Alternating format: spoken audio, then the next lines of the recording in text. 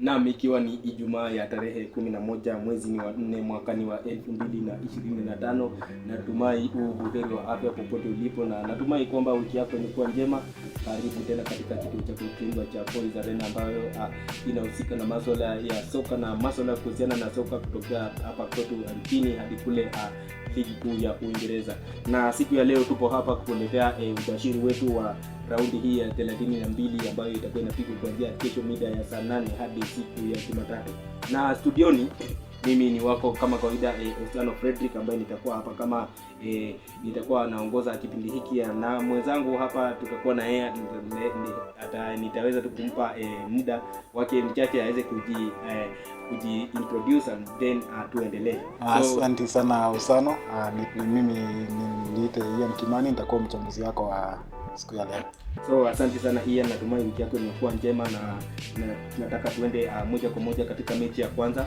Mechi ya kwanza kesho, mabingwa watetezi Manchester City watakuwa wanagaragazana na Crystal Palace katika uwanja wa Etihad Stadium mida ya saa 8:30.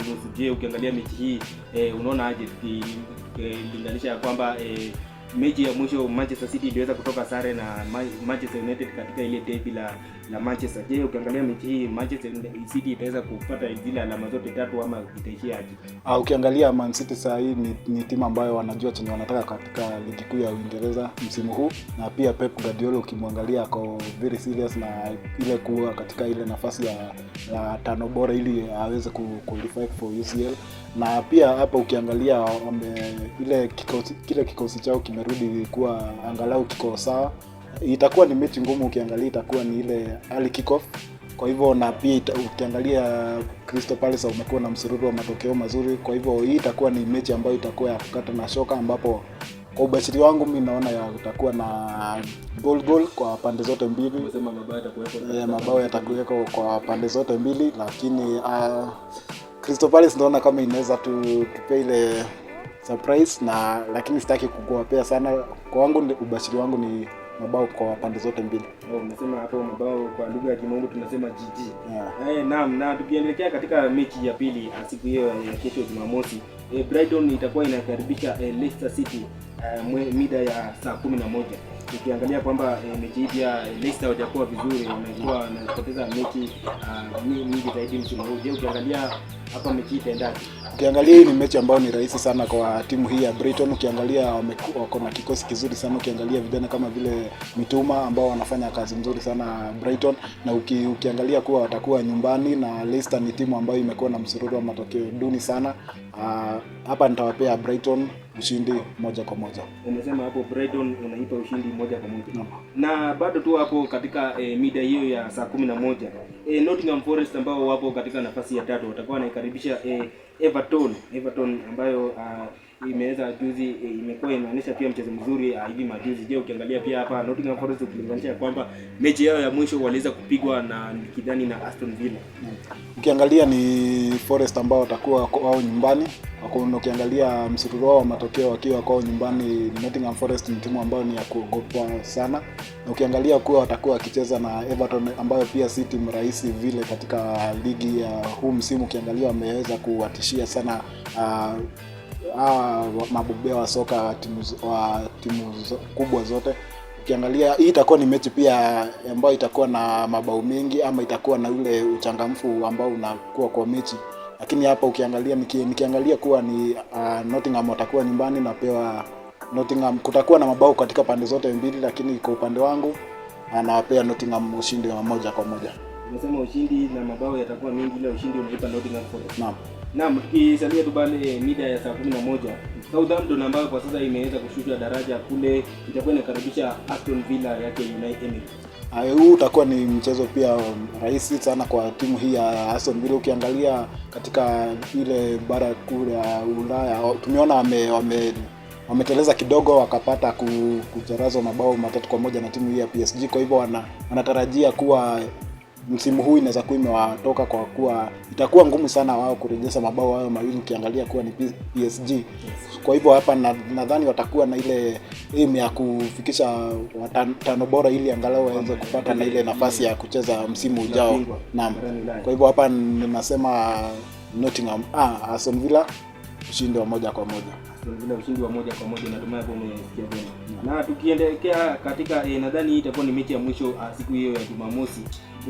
Wana Arsenal ambao hivi majuzi wameweza kumchapanga na kumchapa vibaya sana mwana Real Madrid, bingwa wa kule Ulaya. Watakuwa wanamkaribisha Brentford mida ya saa 1:30. Je, ukiangalia mechi hii unaona je itaishaje mechi hii? Na mkiangalia mchezo ambao Arsenal walionyesha dhidi ya Real Madrid, ilikuwa ni timu ambayo ilikuwa imejituma sana, timu ambayo ukiangalia unaona ni timu ambayo inajiweza, na ukiangalia kwa watakuwa wanacheza na timu hii ya Brentford ambayo pia si timu rahisi sana katika ligi hii ya msimu huu. Ukiangalia kuwa na washambulizi kama vile Wisa na Mbeumo ambao wanasumbua sana. Hapa mabao yatakuwa kwa pande zote mbili, lakini ningependa sana kuwapatia Arsenal ushindi wa 1-1 katika mechi hii. Na hapo nadhani mmeweza kumpata vyema, ameweza kuipa Arsenal timu ya Arsenal ushindi wa 1-1 dhidi ya Brentford. Na tukielekea katika siku ya Jumapili tarehe 13 mwaka huu ni wa 2025.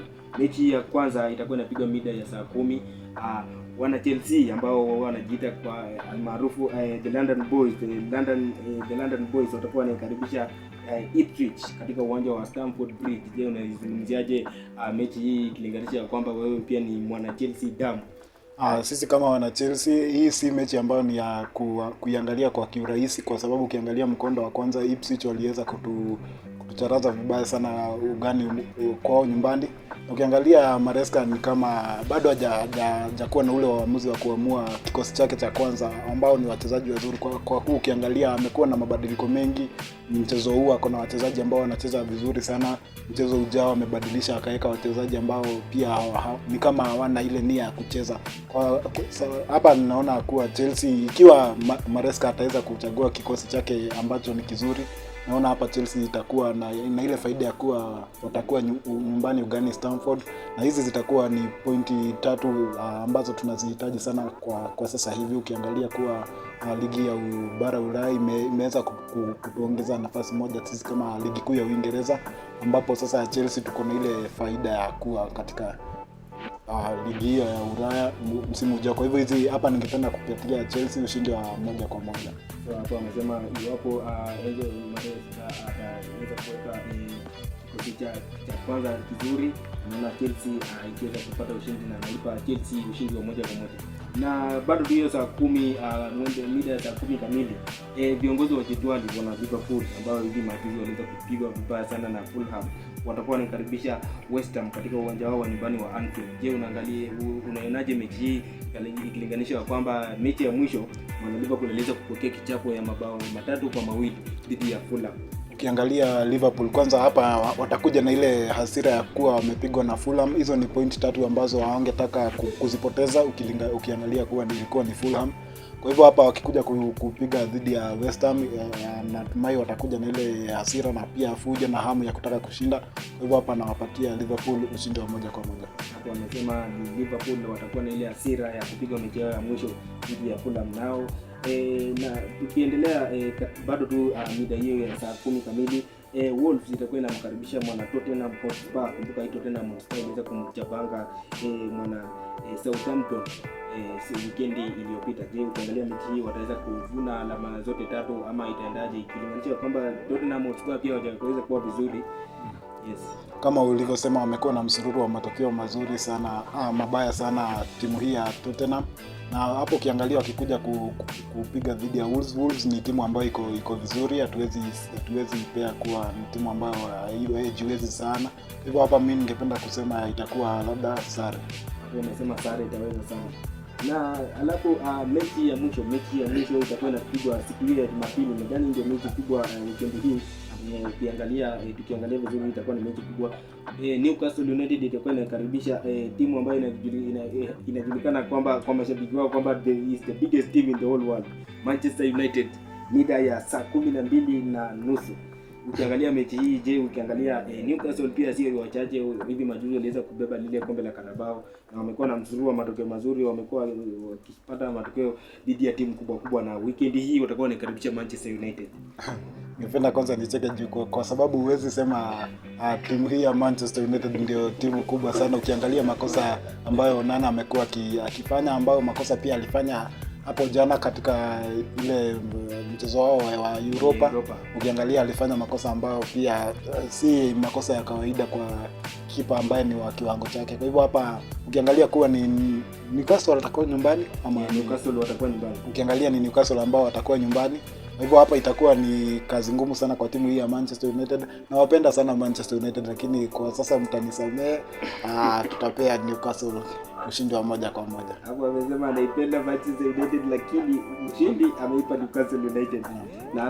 Na tukimalizia hapa mechi ya mwisho itakuwa inapigwa Jumatatu mwendo wa saa 4 kamili. Bournemouth watakuwa wanamkaribisha Fulham. Kumbuka hii Fulham iliweza kupata alama 3 dhidi ya Liverpool katika mechi yao ya mwisho. Ukiangalia Bournemouth wamekuwa na mechi 2 zilizopita zimekuwa ngumu sana kwao. Ukiangalia walipata sare na mechi iliyokuwa nyuma ya hiyo waliweza kucharazwa vibaya sana. Kwa hivyo hapa natumai watakuwa na ile hamu ya kutaka kunamua points zote 3. Kwa hivyo hapa ningependa itakuwa ni kutakuwa na mabao katika pande zote mbili, na pia ningependa kuwapatia Bournemouth ushindi wa 1-1. Unasema ushindi wa 1-1 ila kutakuwa na mabao. Naam, hapo tumefikia mwisho wa ubashiri wa weekend, mechi ambazo zitakuwa zinapigwa weekend hii. Kumbuka ni raundi ya 32, na ningependa tu kidogo kabla tukimalizia ningependa tu tuangalie mechi ambazo zimeweza kupigwa hivi katikati ya wiki hapa, mechi za kutafuta klabu bingwa barani Ulaya. Tukianza tu na timu ya Arsenal, tuliweza kuona waliweza kupata ushindi ya magoli 3-0 dhidi ya Real Madrid. Kumbuka Real Madrid ni timu ambayo iwapo iko form ama iko on form, ni timu ambayo ikifika ni ligi ya bara Ulaya wanakuwa wabaya sana, ila waliweza kuchapwa pale Fly Emirates. Je, ukiangalia tunaweza tukasema kwamba Arsenal kwa sasa wameweza kufika ile nusu finali, ama unasema bado mambo? Kwanza ningependa kusema huu ni mchezo wa soka, na pia wewe unajua mchezo wa soka ni mchezo ambao unakuwa saa zingine ni mgumu sana, saa zingine ni mchezo rahisi ambao unaweza kuja na kushtukiza na maajabu mengi sana. Ukiangalia huu mchezo wa Arsenal ulikuwa mchezo mzuri sana, na ukiangalia mashabiki sana hasa wa timu hii ya Manchester United baada ya kuona zile free kick, mipira ikabu yake Declan Rice, walisema kuwa amefunzwa kutoka kwa kiungo wao Bruno Fernandes. Lakini ningependa kusema free kick hizo zilikuwa ni free kick ambazo ni za kiwango cha juu sana. Kwa hivyo acha Declan Rice achukue pongezi zote, tusimlinganishe na mchezaji mwingine yoyote. Na ukiangalia mkondo wa pili, Arsenal wataenda wakiwa na itakuwa ni wiki ijayo watakuwa ugani Bernabeu, ambapo Real Madrid ni wabaya sana ugani Bernabeu. Na ukiangalia Arsenal wataenda wakiwa na ile confidence ya kuwa mabao 3, na itakuwa kazi ngumu sana kwa Real Madrid. Sioni kama kuna jinsi ambavyo Real wanaweza kuja wachukue mabao yote 3 kwa Arsenal, labda ikiwa Arsenal tu wameamua kuwa Arsenal ambao tumewazoea. Lakini kwa mimi nawatakia Arsenal kila laheri, tupatane robo final. Umesema hapo hivyo, tunaweza kwa sasa tunaweza tukasema kwamba Arsenal wameweza kufuzu katika ile nusu finali. Na tukienda tu tukiangalia tu nataka twende tuangalie pale katika Europa. Tuliona juzi jana Manchester United imeweza kucheza ile timu Lyon ambayo iliweza kupata ilifaa ipate ushindi, ila umeweza kusema mlinda lango wao Andre Onana ameweza kuwa na makosa mengi. Na tukiangalia kwanza kabla ya mchuano huo tuliweza kuona huyu mchezaji wao wa zamani Nemanja Matic aliweza kusema kwamba Onana ndio kipa ambaye amekuwa kipa nguvu zaidi katika historia ya Manchester United. Je, ukiangalia mechi hiyo, Manchester United ilistahili kushinda mechi hiyo, ama ukiangalia ni makosa ya Onana ambayo iliweza kufanya watoke sana? Kwanza niseme tabia ya wachezaji kutoa maoni kabla ya mechi inaendelea kuwa ni tabia ambayo baadaye inakuja ile kucost mtu. Ukiangalia Rafinha pia alifanya makosa hayo dhidi ya Argentina, na Onana pia hapa alikuja akafanya makosa hayo, na baadaye tuliona amefanya makosa ambayo yaligharimu timu ya Manchester United. Huu mchezo kwangu ungefaa uishe angalau Manchester United washinde, lakini makosa ya Onana yakafanyika. Lakini tunasema Manchester United walisema ndio timu kubwa sana, hivyo naam, tunawaachia tu wao na Onana wao wapambane na hali yao. Sawa. So nimeshukuru sana kwa muda huu, na kwa wale watazamaji ambao wananitazama kwa sasa, ningependa tu kwa wale wageni bonyeza kile kidude cha subscribe na usisahau kufinya ile notification button, so wakati tutakuwa tuna upload any video, YouTube itakuwa inatuletea ile notification. Sasa napofikia hapo, sina la ziada ile kutakia weekend njema na weekend njema.